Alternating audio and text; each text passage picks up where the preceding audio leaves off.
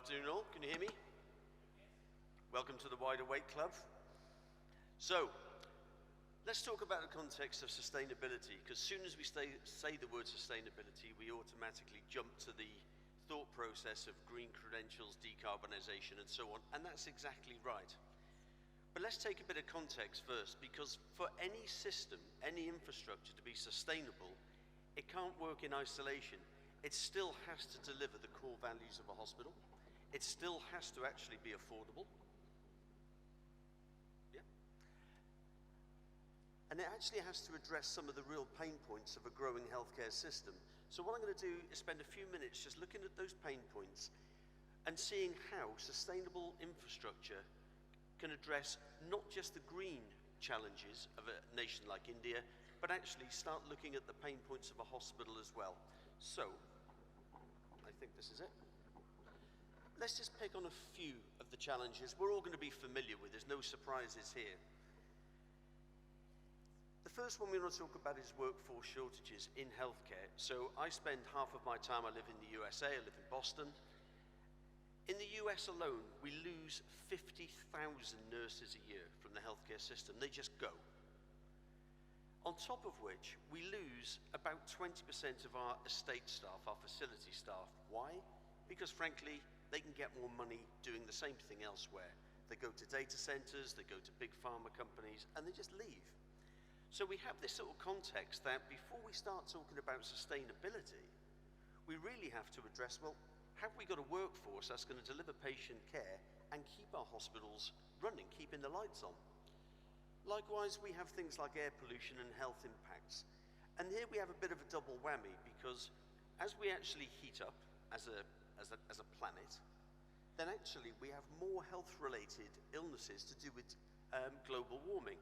So we talk about global warming in a loose term. People say 2 degrees is, an average increase we're expecting, but it's not going to be 2 degrees everywhere.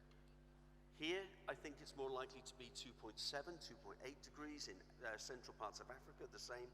So actually, the problems of actually climate-related illness, particulates in the air, are accelerating in certain communities, like here. And we cannot talk about sustainability unless we deliver a resilient hospital. Now, let's just sort of pause for breath a moment and think about a resilient electrical infrastructure in a hospital. Because quite frankly, if we don't have confidence that the electricity is going to be stable whilst we're delivering patient care, we probably aren't even going to start it. We're not going to start a surgery. Now, as we electrify estates to achieve sustainability, we put increasing pressure on those electrical estates. And what happens? Well, in simple terms, the electricity system becomes overloaded. How do you experience that? You've probably experienced it today. You get a faint flicker of light. Well, that's vaguely irritating in a conference, but we'll get over it, right?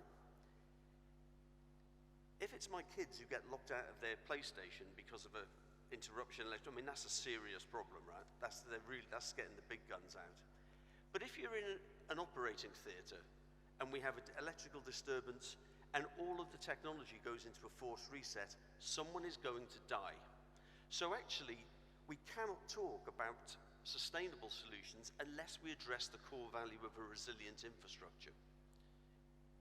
Of course, if we're going to be sustainable, and let's look at the broader use of the word, people will only adopt sustainable solutions and stick with them if they're affordable. Actually, probably if they're cheaper than the alternatives. I'm very lucky in my job. I travel the world and I go to various countries. And in some of those countries, power is still super cheap. Fossil fuels are cheaper than anything else. So they're just not interested. We have to come up with solutions which attract their attention because they're affordable. And finally, of course, none of us exist as an industry unless the patients vote with their feet and come to us, come to your institutions. So we've only just picked on 5 there. And they're not complementary, are they? Actually, they're conflicting. We champion sustainability, but the reason I've got it there is to say, well, we can't win a sustainability argument. We cannot deliver the carbon reduction that we need unless we address those other contextual problems first. So what I'm going to do in this session is just give some examples of how that can be achieved. So let's just talk about green sustainability for a moment. Why does it matter in healthcare? Well, for any of you who've read Bill Gates' book on how to avoid a climate disaster, he says he will only invest in anything if it has potential to achieve 1% of what we need. 1% carbon reduction, he will go for it. Let's take healthcare in context. If we took all the healthcare facilities in the world and joined them up together and turned it into a country, it would be the 5th biggest carbon emitting country in the world, sitting somewhere between Russia and Japan. That's about 5% of global emissions for carbon, which is destroying our planet, coming from us, healthcare providers. So it's a massive problem. We have a colossal responsibility, and the challenge is simple. How do we decarbonize the healthcare estates whilst addressing those other core operational challenges? The answer is with us today. If you haven't heard the term before, you will in coming generations be obsessed about electricity 4.0.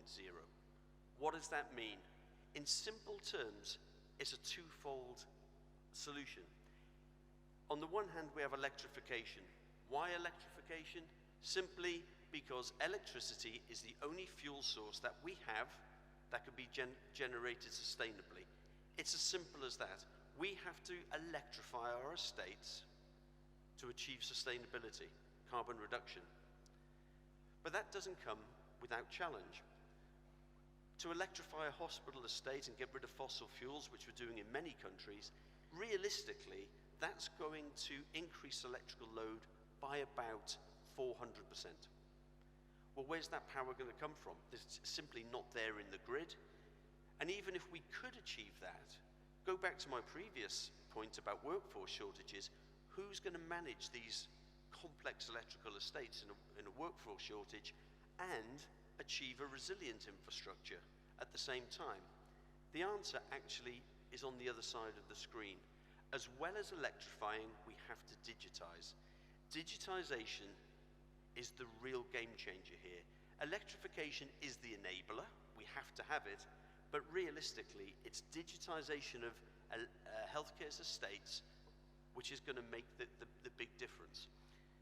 If I give a really simple example, we got a customer in North America who they just couldn't keep their nurses, and they couldn't keep patient satisfaction to a degree where people were coming back.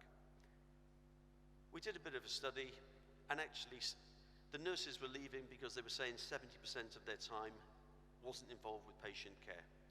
Patients were frustrated because they realized that every time they wanted the nurse to come into the room to turn the lights up, lights down, heat on, too hot, too cold, whatever, they didn't want to bother the nursing staff because they realized they were overworked. Simple digital solutions. We connected the nurse call system to the blind system, the lighting system, and the aircon. Really straightforward integration of digital technologies. What happened? The nurses are telling us, and we can't, I wish we'd have baselined it properly, but the nurses are telling us that they're saving 5,000 steps a day just by automating simple functions. Patient satisfaction's gone better. Why? Because we connected digital technologies. It's only 4 or 5 steps. It's a really straightforward thing. But the reality is that digitization makes makes the invisible visible. And I want to give an example, if I may. I haven't always worked in healthcare. In my early career, I was a school teacher. And I was dealing with this lad, who I still know actually, called Nick, who had multiple disabilities. So we kitted him out with loads of assistive technologies and tried to support his learning. And it was transformational. I remember his end of school report from his head of English saying, and I quote, "Since receiving his new technologies, Nick has exceeded his potential."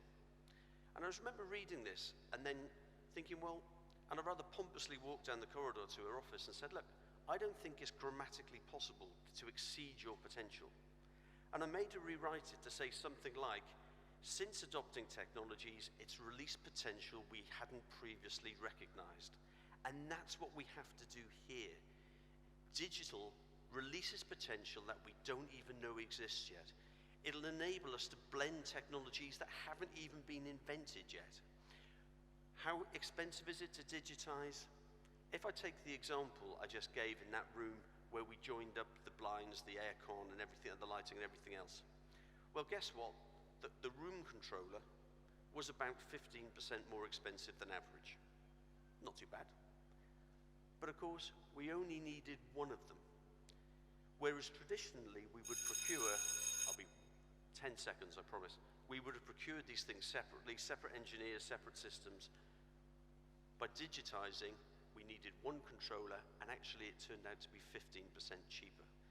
We just need to build digitization into our DNA, into the electrical infrastructure system, both green and brownfield, because only then are we going to really realize the potential of electrification and make some serious dents in the sustainability targets that we all have. Thank you very much.